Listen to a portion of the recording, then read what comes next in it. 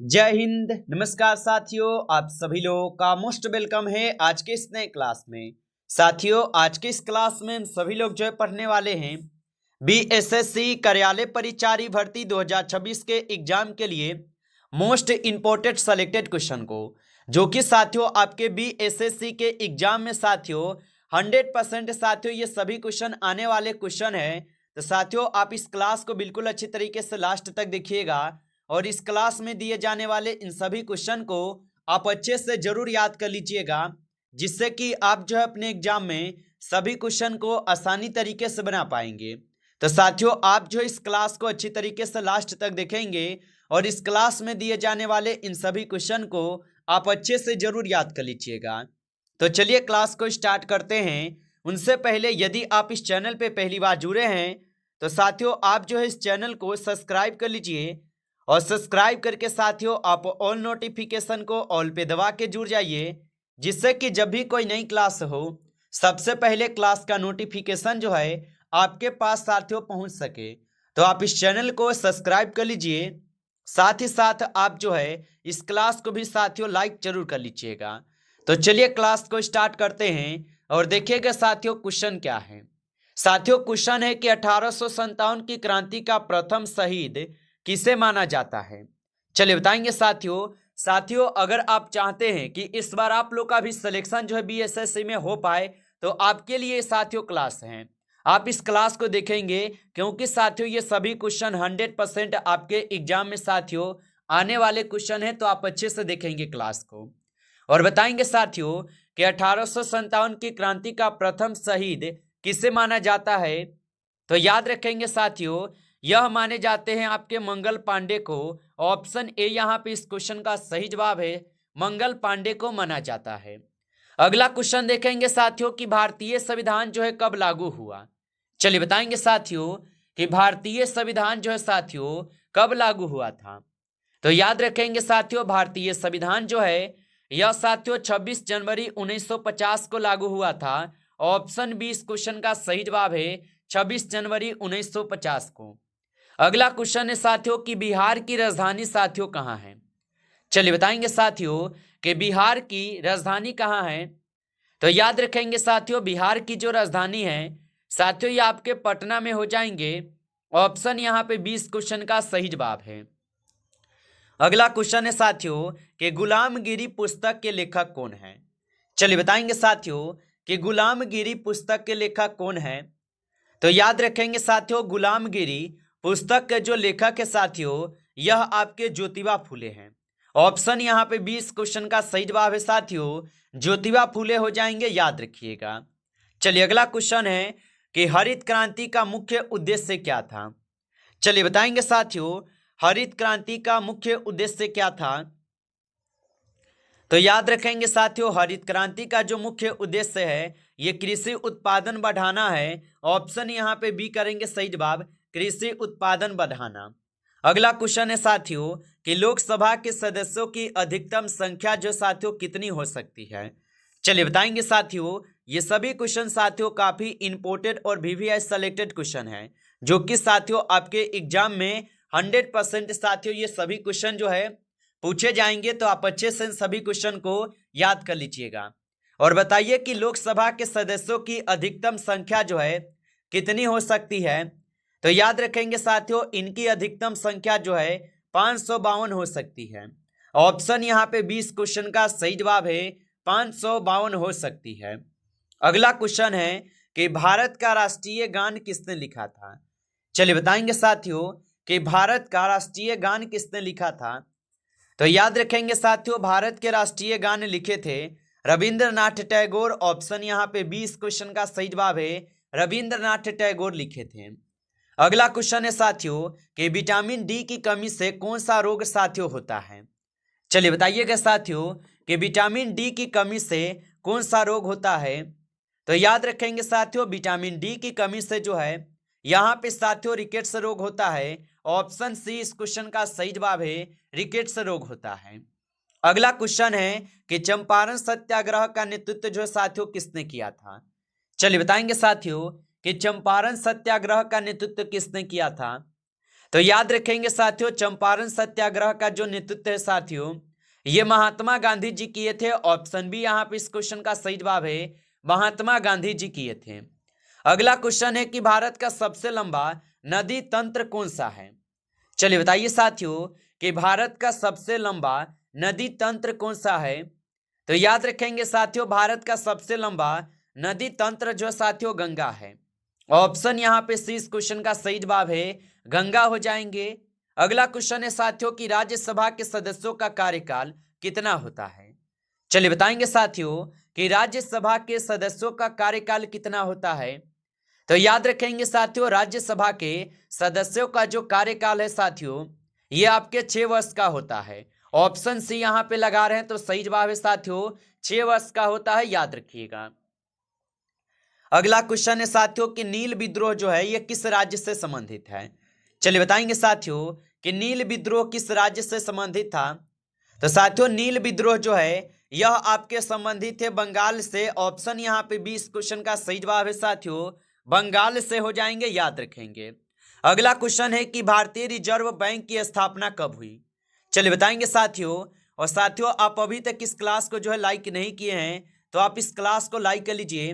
नए जुड़े हैं चैनल पे तो आप इस चैनल को भी सब्सक्राइब करके ऑल नोटिफिकेशन को ऑल पे दबा के जुड़ जाइए, जिससे कि जब भी कोई नई क्लास हो सबसे पहले क्लास का नोटिफिकेशन जो है आपके पास साथियों पहुंच सके। तो आप इस चैनल को सब्सक्राइब जरूर कर लीजिएगा। और बताएंगे साथियों कि भारतीय रिजर्व बैंक की स्थापना कब हुई। तो याद रखेंगे साथियों इनकी स्थापना जो है 1935 में हुई थी। ऑप्शन ए सही जवाब है, 1935 में हुई थी। अगला क्वेश्चन है कि पंचायती राज व्यवस्था जो है ये किस संशोधन से जोड़ी गई। बताएंगे साथियों कि पंचायती राज व्यवस्था किस संशोधन से जोड़ी गई।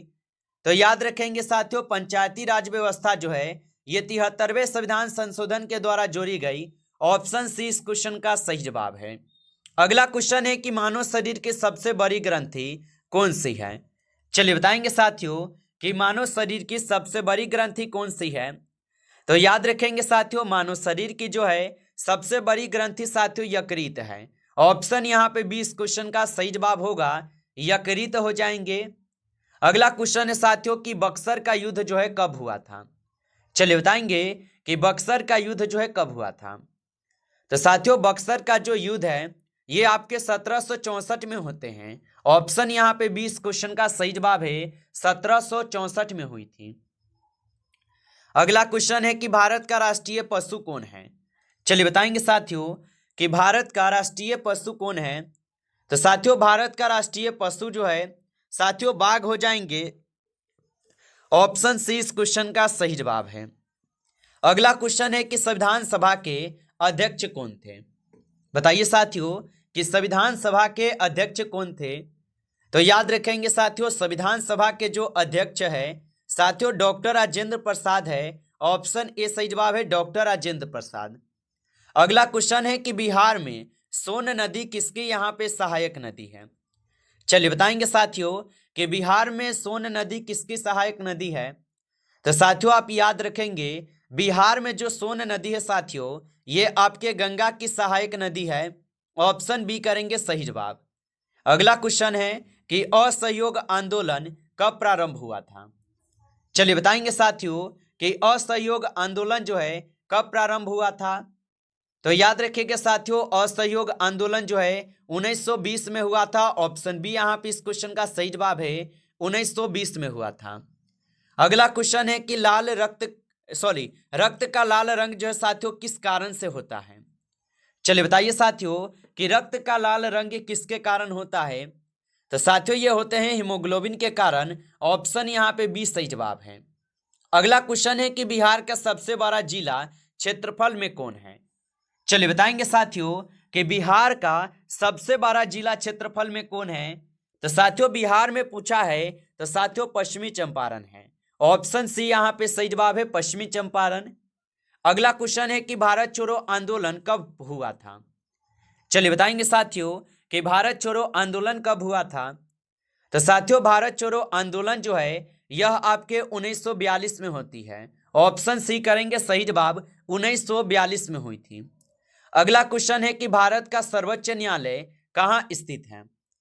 चलिए बताएंगे साथियों कि भारत का सर्वोच्च न्यायालय कहाँ स्थित है। तो याद रखिएगा साथियों, भारत का जो सर्वोच्च न्यायालय है साथियों ये स्थित कहाँ पे है। तो याद रखेंगे साथियों ये स्थित हो जाएंगे आप सभी लोग के नई दिल्ली में। ऑप्शन यहाँ पे बी सही जवाब है, नई दिल्ली में है। अगला क्वेश्चन है विटामिन सी का रासायनिक नाम क्या है।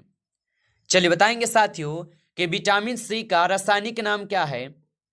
तो याद रखेंगे साथियों विटामिन सी का जो है रासायनिक नाम यहाँ पे स्कॉर्बिक अम्ल हो जाएंगे। ऑप्शन सी करेंगे सही जवाब, स्कॉर्बिक अम्ल है। अगला क्वेश्चन है नीति आयोग की स्थापना कब हुई। चलिए बताएंगे साथियों नीति आयोग की स्थापना कब हुई। तो साथियों नीति आयोग की स्थापना 2015 में हुई थी।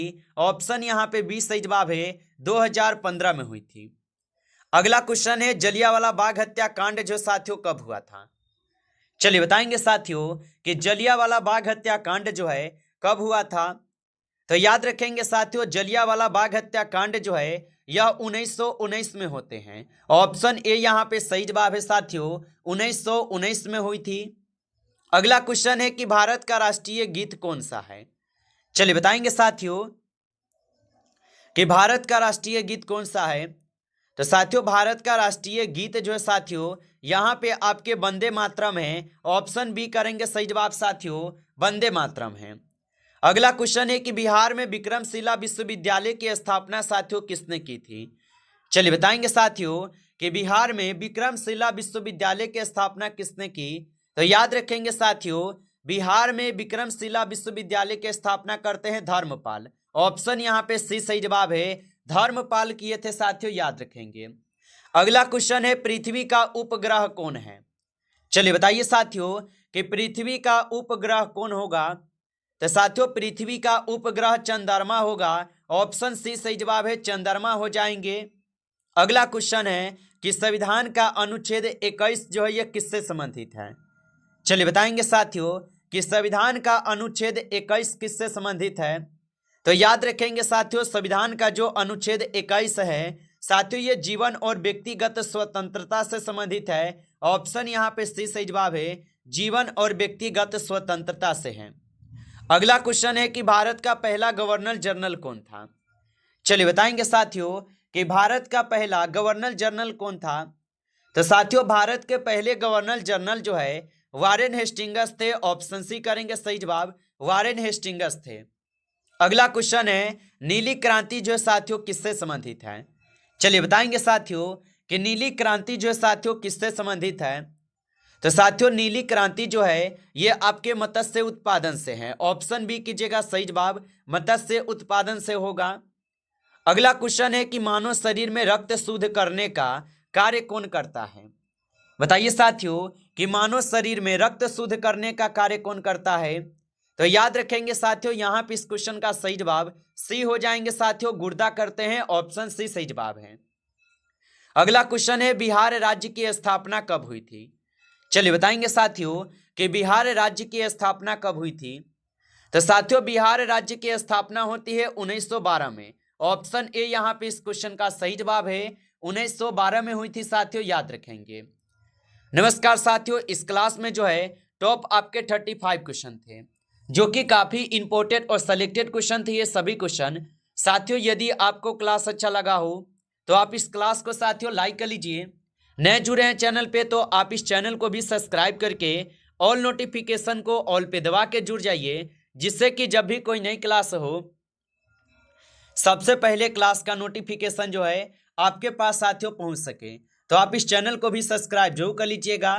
चलिए फिर मिलते हैं आपसे एक नेक्स्ट टॉपिक के साथ नेक्स्ट क्लास में। तब तक के लिए जय हिंद, जय भारत।